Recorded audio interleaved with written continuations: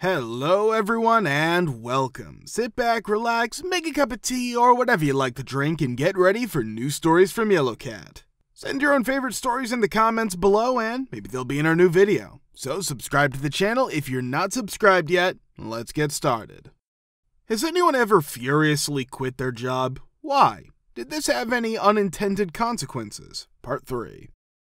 I worked at a kiosk in a shopping center. This part-time guy who could only work every other weekend because he had his kids every other weekend was one of the only 3 employees at this kiosk that sold satellite radios, along with me and the boss. Note that the part-time employee had been using this as an excuse to avoid working on weekends for the previous 3 months. In boss's opinion, since I was a college student at the age of 18, I would be fine with closing every weekend, Friday and Saturday until 11 p.m. and Sunday from 10 a.m. to 7 p.m. However, boss would only open and close on weekdays. I mentioned that I had been working late every weekend for the previous 3 months, and I wished my boss would take occasional weekends off. One day, as the part-time guy was coming in to relieve me, we start chatting. I leave after the part-time guy agrees. Since the kiosk was directly across from a weather vane clothing store, they allowed us to use their restroom despite the fact that there were none around. After I told him I didn't know any of their names, he had me describe them, and I said almost verbatim, "There's the heaviest girl and the short girl with the weird lip." He called the kiosk while I was working the day after I had berated the part-time guy about my boss. Apart from the heavy girl and the girl with the strange lip, all of the short girls who worked there had blonde hair. I could not have described them better over the phone to make sure he knew who I was talking about. These were the only distinguishing qualities. Not a deformity, but prominent like Joaquin Phoenix is what I mean by a weird lip. "That's the heavy-set girl," the part-time guy says with a laugh and asks me to leave a message. Upon taking over for my boss the following day, he begins to berate me for not having reached his age and going through what he has gone through, saying that I cannot complain until I reach his level of experience. I start to speak with him, but he interrupts me and says, "And the girl you made fun of, the one with the effed up lip and the fat chick? After learning about it, the girls at Weather Vane are not too happy with you, so you're gonna have to use a different restroom until you go over there and personally apologize to each of them." I told him the truth, but that part-time guy lied and ratted me out. I instantly resigned after thanking him for the opportunity. Since the manager was fairly close to the part-time guy, I didn't want to go try to explain myself or apologize to these girls in Weather Vane because they wouldn't believe me anyway. Furthermore, what on earth was I supposed to say? Unexpectedly, I received a call for a different job which I had applied months earlier while heading to my car. I had assumed that I had not been selected for the position. 3 months later, the kiosk closed. Fantastic, a story to which I can add. Everyone should buckle up. September 17th, 2017. It's almost summer, almost fall, a little chilly in the mornings, but it's a beautiful day with clear skies, a light breeze, and a calm atmosphere.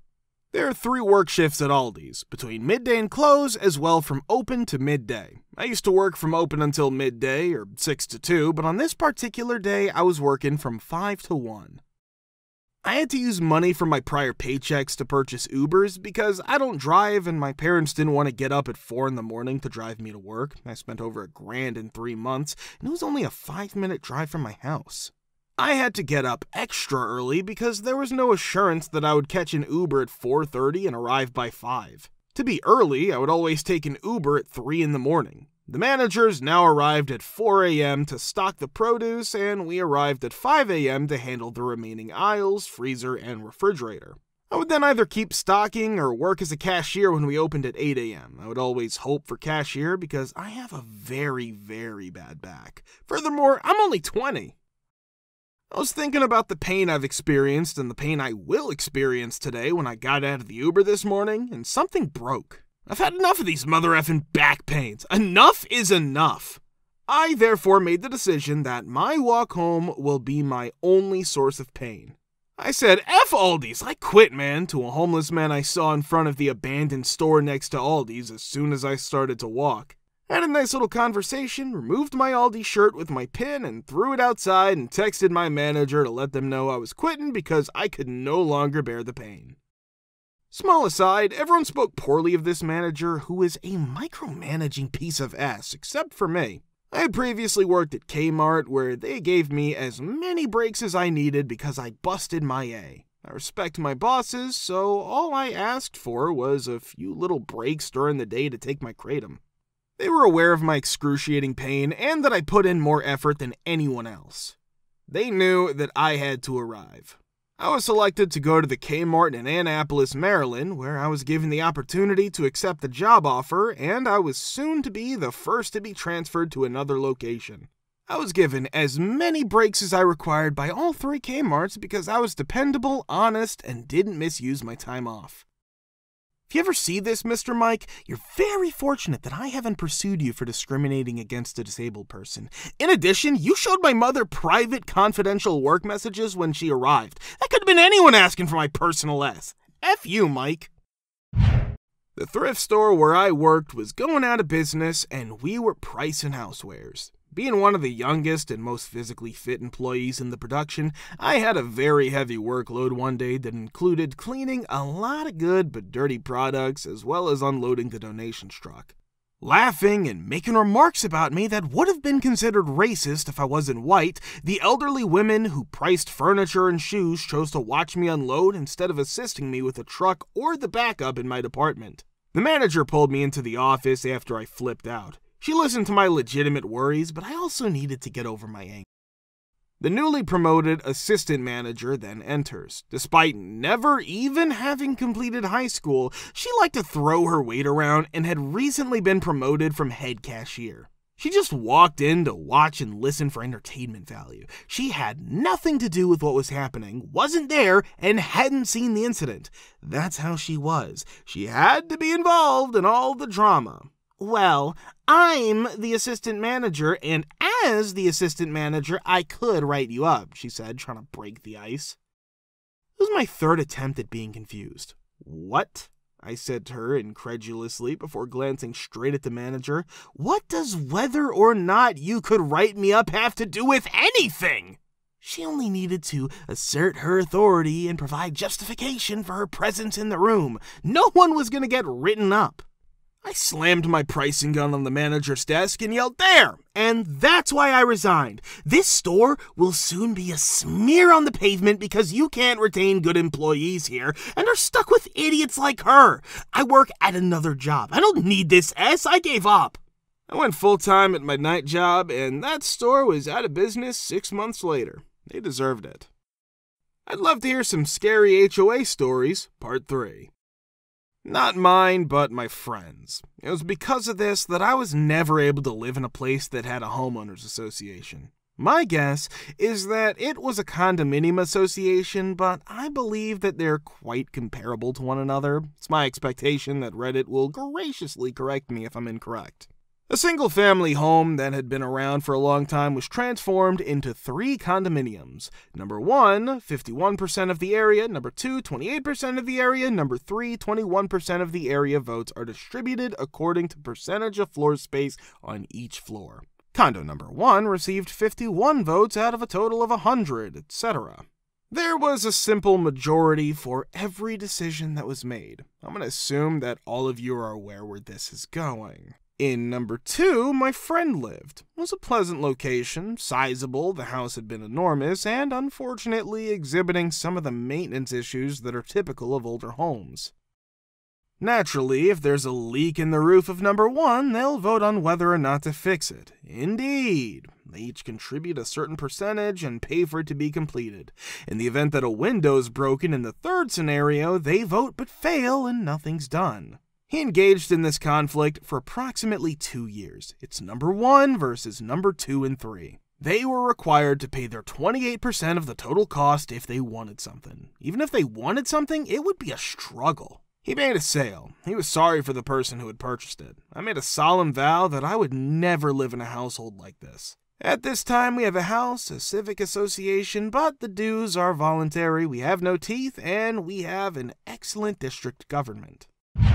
I spent about $10,000 fixing up a condo I bought about 5 years ago. It was in pretty bad shape. All the carpet and baseboards had to be ripped out because the water heater had overflowed, etc. One thing that was there was a lot of mud around the back porch, and when it rained hard, it got all over the screened-in porch. So, I fixed this in 2 ways. First, I bought a bunch of rocks from Home Depot and put them around the porch. I had aluminum siding panels that are 2 feet high put on the porch as well. There's nothing wrong. After 4 years of living there, I get a letter telling me that these panels were against the HOA rules and that I needed to take them down. It didn't matter that an HOA car was parked illegally the whole time I lived there. My panels were the problem. After some argument, I took them down.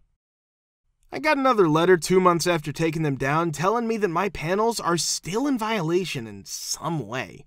When I call, I tell them I took them off 2 months ago. Okay, they say. After 2 months, I get another letter. When I call this time, I tell them that if they send me another letter, I will see it as harassment and file the right charges. They didn't write another letter. This one is extremely shady. I'm so relieved that I'm no longer a member of a homeowners association. I am willing to have paid this ridiculous tax, and I will never again be part of one. Occupied a condo complex with 10 units, each of which paid dues of approximately $225 per month. However, the HOA had long since forgotten how to change the phone numbers, and none of the original owners lived there. The HOA was paying $500 per month to keep the phone buzzer at the front gate connected to AT&T. The level of stupidity is up to this point. A friend of the president who worked as a general contractor and was in need of employment was able to persuade the board that we required a special assessment of $3,000 per unit in order to clean the roof and wash the walls. Even though they did not submit the lowest bid, the friend was still awarded the job. When the president of the HOA found out that I was actually selling my place, that was the final straw. As soon as I started receiving offers in a competitive market, he convinced the Homeowners Association to levy a special assessment of $7,000 for a new roof. I even tried to get it from him because I was concerned about this kind of horoscope. There's one offer at a price that is $2,000 higher than the list price. That offer was accepted by me.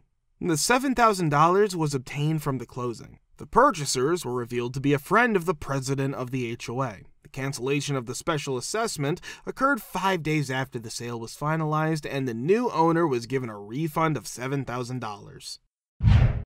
For the most part, my roommates worked during the day while I worked at night. I chose to leave my vehicle parked on the side of the road during the day so that I could take it easy. The unfortunate thing is that I would arrive home before the crazy HOA lady would get up and look for parking violations, which resulted in us receiving notices about it quite frequently. When it first began, the chairman of the HOA was a pretty cool person, so we would just send him an email and he would make things right. After some time, he was removed from his position on the board, and the irrational owner of the HOA took control of the board and organized it with her friends. After that, we began to juggle multiple cars in the driveway. Following some time, the board made the decision to install speed limiters. 3 were installed, all of which were located at the entrance to the neighborhood, which was characterized by a number of turns. The straight stretch of road where people actually drove at high speeds were not the ones where they were installed. They were dreadful triangles made of rubber that were fastened to the road. A number of individuals came to the conclusion that it was more advantageous to drive through the yards of the house that had bumps installed in front of them. Additionally, a camera equipped with a license plate scanner was installed by the HOA. The entrance gate, on the other hand, would malfunction approximately once every 3 months and prevent people from entering. A response from the HOA was given when they were pressed, which was that there was no money in the budget to replace the motor. A lot of people had had enough of it. The gathering was held for everyone to attend. They decided to give an ultimatum to this crazy lady. Either she listens to people and does real good for the neighborhood, or she will be removed. She refused, claiming that she was in complete control and that we were unable to remove her from her position. However, we did it. We invited a representative of the city and held a fair election, and she lost miserably. We elected a new board. The gates were fixed, the parking ordinance was repealed. According to the evidence, she was stealing money. It was brought before the court. Because of the fines and damages, she was compelled to sell the house and permanently relocate out of the neighborhood. If you want to watch the part 2, click the link here. Thank you for subscribing, the likes, and comments. We're very happy to see you all in the comments too. Thanks for your support.